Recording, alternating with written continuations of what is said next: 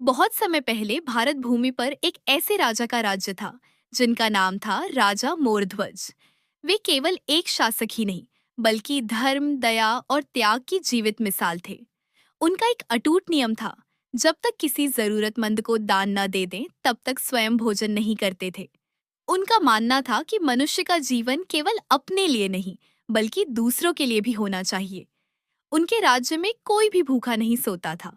एक दिन देवताओं के लोक में चर्चा छिड़ी कि पृथ्वी पर सबसे बड़ा दानी कौन है। तब भगवान श्री कृष्ण के साथ बैठे अर्जुन ने गर्व से कहा कि उनके बड़े भाई युधिष्ठिर से बड़ा दानी कोई नहीं हो सकता। भगवान मुस्कुराए और बोले, अर्जुन, दान की पराकाष्ठा देखनी हो तो मोरध्वज को देखो। अर्जुन को विश्वास नहीं हुआ।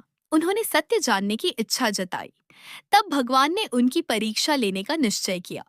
भगवान श्री कृष्ण और अर्जुन ने ब्राह्मण का वेश धारण किया और यमराज को एक बूढ़े शेर का रूप देकर राजा मोरध्वज के द्वार पर पहुंचे।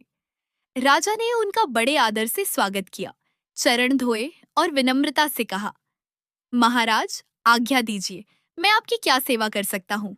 ब्राह्मणों ने कहा, हमारा यह शेर भूखा है, पहले इसका पेट भरना होगा। राजा ने पूछा, क्या भोजन चाहिए? उत्तर मिला, ये शेर मांस खाता है। राजा धर्म संकट में पड़ गए। वे किसी जीव की हत्या नहीं कर सकते थे। तब उन्होंने कहा, मैं अपना मांस दे सकता हूँ, लेकिन किसी निर्दोष प्राणी की हत्या नहीं करूंगा। ब्राह्मण बोले, तुम्हारा मांस नहीं, हमें तुम्हारे पुत्र का मांस चाहिए। यह सुनकर भी राजा विचलित नहीं हुए। उन्होंने अपने पुत्र को बुलाया और सारी बात बताई।